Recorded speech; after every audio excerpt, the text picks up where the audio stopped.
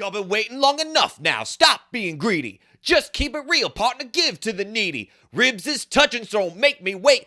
Around and I'ma bite you. Snatch the plate. I can flip that flow. I can stick that. I can get that dough. You know I'm with that, yo. Wait. 1 sec. I feel like I could do that a lot better. 1 sec. All right, I guess I can't do it better. Hello, everyone. My name is Ian Garcia. This is Devotional Criticism, and welcome back to the New Movie Diary. This is a cinema criticism series in which I review recent, new, and up-and-coming film releases and attempt to give you the straight facts about them, in my humble opinion. So for once, I don't really have a big episode for the week. I hope none of y'all will judge me too harshly if your friendly neighborhood film snob decided to take it a little easy. Sure, I could have made my way out to the city to catch either of what seemed to be this week's headlining indie and foreign releases, those being French writer-director Christophe Honoré's latest comedy Marcello Mio, as well as the timely documentary No Other Land, which portrays the ongoing displacement of Palestinians in the occupied West Bank by the State of Israel, using the perspectives of both the Palestinian activist Bassel Adra and Jewish-Israeli journalist Yuval Abraham. Very ominous but fortuitous to see this in particular being released in limited so soon after the surprise, more mainstream, accessible release of the Gaza-based docu-fictional anthology film From Ground Zero from earlier this month, and which was also my first diary entry of the year. And of course, I could have seen Companion, but let's be honest here, between Wolfman and Presence in the last 2 weeks, I'm kind of overloaded on this series with horror and fantasy adjacent stuff, so besides me putting in the following plugs for some smaller and direct-to-VOD releases that I thought looked cool or interesting, those being the cyber thriller Freelance, written by Mike Gerbino and directed by John Balaz, Nightlife, a really cool documentary about a touring company of jousters for Ren fairs and the like, directed by Matt Poitras, Dark Match, written and directed by Lowell Dean. This gives me vibes of a kind of no-budget variation on Jeremy Saulnier's Green Room, except instead of a punk band, it's a traveling indie pro wrestling company, and instead of neo-Nazis, they're trapped by some kind of sadomasochistic cult. And finally, The Devil and the Daylong Brothers, directed by Brandon McCormick and co-written by McCormick and Nicholas Kirk, looking to be kind of an ultra-violent outlaw neo-western that probably won't be nearly as fun as it looks, but I'll be honest, the ensemble cast and the publicity was mainly what was selling me on it. They all look pretty charming and to have decent chemistry to keep whatever carnival of B-movie ecstasy there is afloat. But I still hope you guys will take it easy on me if I just say I had a pretty stressful week. I've also been kind of dealing with the fallout of some really critical heartbreak, and that's a really weird peek to give you behind the curtain, but it is what it is. And I decided I was gonna just go see Dogman, this January's leading animated family film from DreamWorks. This is written for the screen and directed by Peter Hastings and is, of course, adapted from the very popular children's graphic novel series authored by famed writer and illustrator Dave Pilkey, who many readers and audiences, young and old, and particular folks of my generation, will also recognize as the creative genius behind the Captain Underpants series. Of course, as a kid and even well into middle school, I really devoured those Captain Underpants books. I even followed Pilkey's since expanded franchise of graphic novel spin-offs into stuff like Super Diaper Baby, which was honestly my jam. And if I can give you another maybe inappropriate peek behind the curtain, by day I work in a distribution facility for a major retailer full-time, and it seems like every day we are just packing out gang loads of not only the Captain Underpants books, but of course the Dogman series, which is another technical spin-off of that series in that, much like Super Diaper Baby, it's a graphic novel for children written and drawn in the style as if it were written and drawn by the child protagonists George and Harold of the Captain Underpants series. But here's the thing, I had no idea that Dogman was even still related to Pilkey. I probably didn't even really remember Pilkey's name so much as every day I'm just packing out tons of these children's graphic novels and saying to myself, man, this looks an awful lot like those Captain Underpants books. And I guess it's no big surprise that this would serve as a DreamWorks project. That company's animation division also handled its own adaptation of Captain Underpants all the way back in 2017, which I didn't really bother to see because, I'll be honest, I certainly have a lot of nostalgia for those books. Just not necessarily enough to see a family movie adapted from it. I don't know. My feelings would probably be different if I had, children to share my nostalgia with, but to do that, I would need to have sired at least a child, and to do that, I would have needed to, find a woman who would have me, which is... I'm not joking. I'm really heartbroken this year, guys, and so I hope you can appreciate I'm still putting in this work despite that. I'm doing this for you. Yes, that's right, you. All 10 of you. I'm doing this for you. Like, have you ever felt like you met someone who you realized, wow, they're perfect for me? Like the sort of person where every time you're around them, you just forget yourself in a way that no other person has ever made you feel, where you feel like you've spent your entire life looking for that person. And then you have to confront the fact that through no fault of your or their own, they are not your person. And so instead, you just feel like you're the one who's lost and nobody's looking for you anymore. All right. Enough emo stuff here. We have Dogman and, it's okay. Fans of Pilkey's work will appreciate its very Pilkeyan premise, again, written in a style as though it were conceived by two time-wasting fourth graders who just like making vulgar, anarchic comic books. Basically, there's a cop, Officer Knight, and his dog, Greg.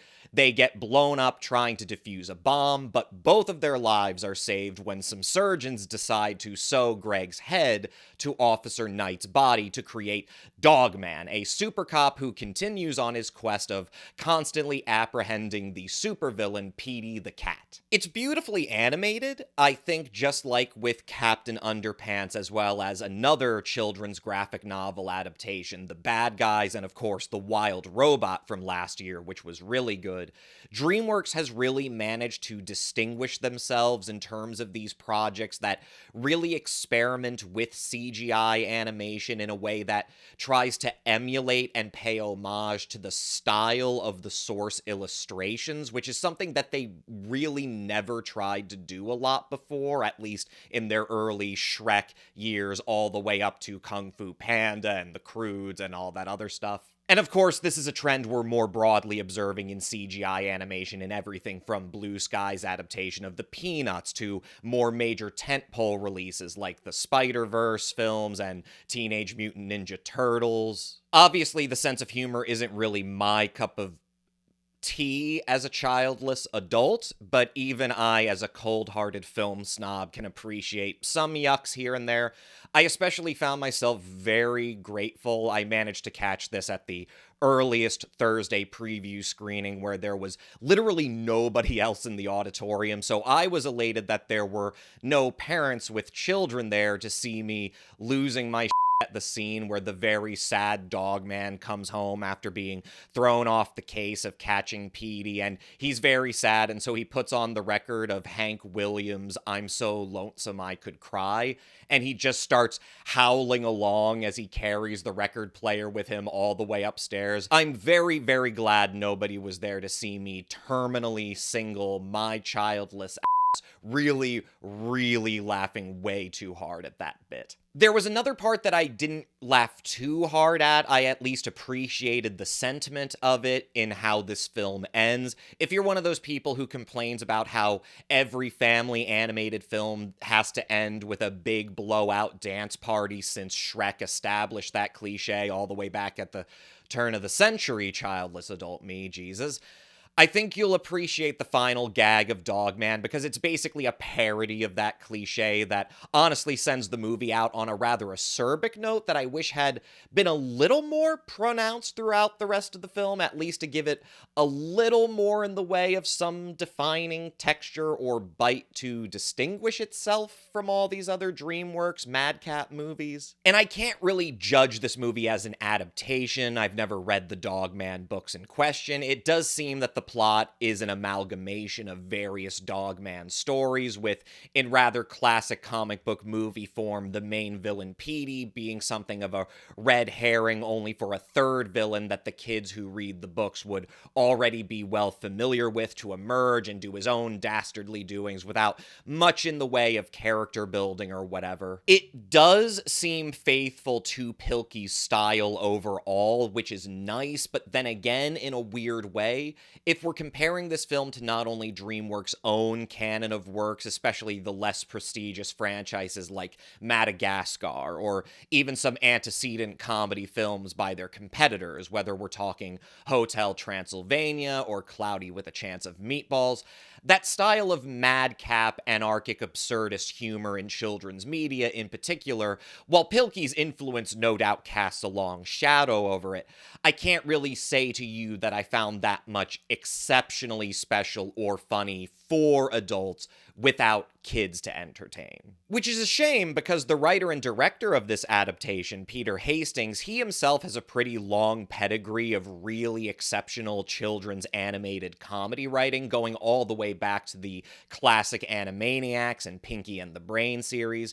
So even if you're a big animation head and you kind of get a tweak of excitement seeing who's attached as the creative lead of a project, in the same way that sometimes even us hardened film snobs are want to feel every time we see some high-profile indie director attached to some tentpole action franchise nonsense, I don't know that you're likely to get much out of this other than, it's cute, it's pretty, what am I gonna do?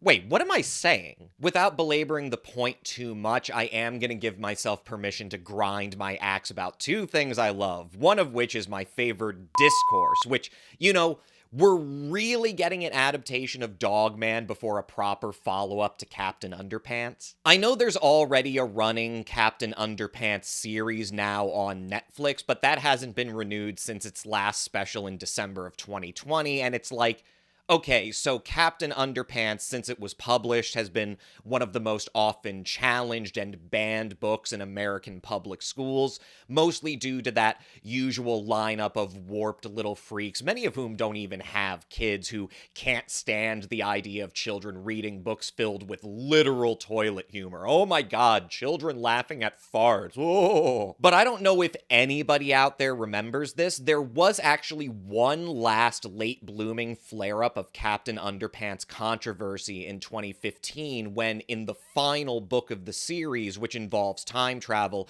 Harold and George go to the future and see the grown-up and married versions of themselves, and without any commentary whatsoever, it's just casually revealed that Harold grew up and married a man of color no less, and to adopt children with him. And maybe I'm being a bit fatalistic and conspiratorial, but with the really terrifying ascendancy of Christian fundamentalism and right-wing authoritarianism in this country, and with particular emphasis on the panic about public schools and children's media being used to groom children into not conforming to their warped little freak parents' obsessions with gender and sex, how much you want to bet that DreamWorks is just sort of taking that money and running and deciding, sure, these books are still as popular as ever, and I know that because, again, I pack out new box set editions of them every day like crazy, but maybe now isn't the right time to stew up any needless controversy about normalizing certain characteristics, certain canon attributes of a major character in this story. And instead, what do we get? Not just the most escapist variant on Pilkey's work you could come up with,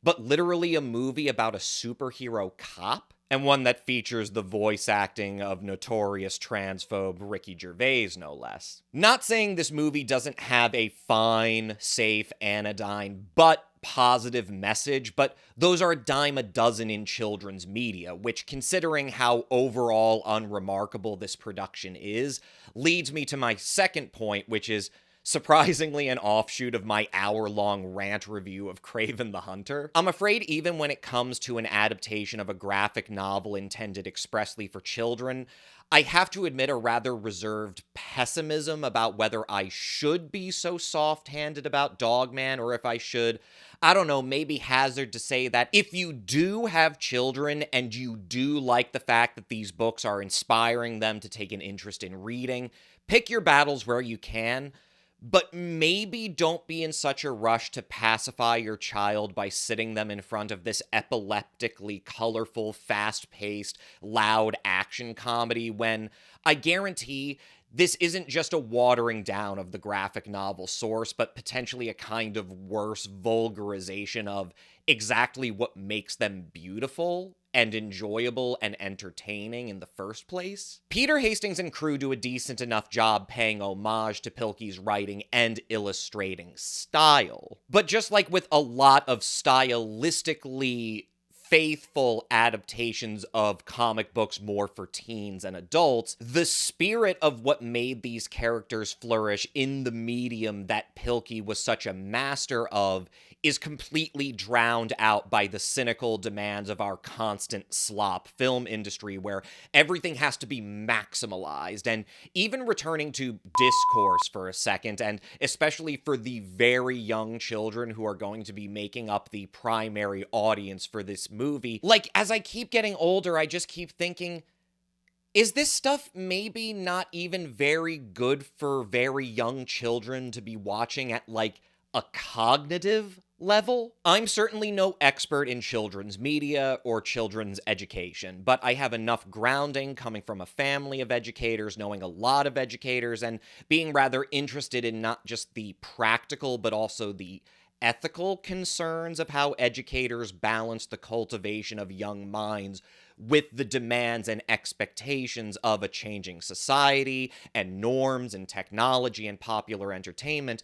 I know enough to know that anybody who's an expert is going to tell you, yeah, it's probably not good to be sitting a young child in front of a small or giant screen where the images they see are these fast-paced cuts and sweeping action shots all in super saturated colors, so that even when they are somewhat pleasing to look at, there are times where everything just kind of melds into this sickening cotton candy blur. This isn't just an issue of what adults don't find entertaining versus what we assume children would find entertaining because we patronize and talk down to them, rather than thinking from a perspective of expecting to actually cultivate, things that are really important, like the ability to follow and internalize narrative, to not just be pacified by this kaleidoscope of vulgarity, but actually be coached through a story that they can then internalize emotionally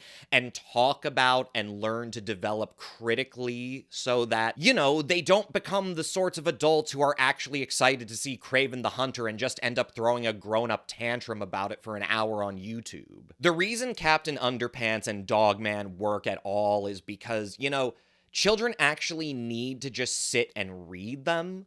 That's why it's honestly more important for kids to read when they're very young, whereas especially if they're young enough to be watching Dogman or Captain Underpants, they're honestly better off watching entertainment in which, shots last longer and are more static so that they can actually learn to watch just like they learn to read, rather than just what we seem to do now in so many family animated films, which is just put them in a seat and blast out their eyeballs with it's not good for them, folks. It's not. If kids are going to see movies, they should be going to watch stories. And in a case like Dogman, especially as someone who was so fond of Pilkey's books as a child, they could have made a much better and much more faithful effort by doing considerably less with what they had at their disposal. So, yeah, Dogman, it's cute, it's fine. I'm gonna give it a 3 out of 5, sure, whatever. With that, I'm out of here. Thank you so much for sticking all the way through this very weird review, it turns out. And don't be a stranger to sounding off in the comments. What did I get right? What did I get wrong? Like, share, subscribe, bell, yada yada. My name is Ian Garcia. This is Devotional Criticism, and this was the new movie diary. I'm going to catch you guys next time.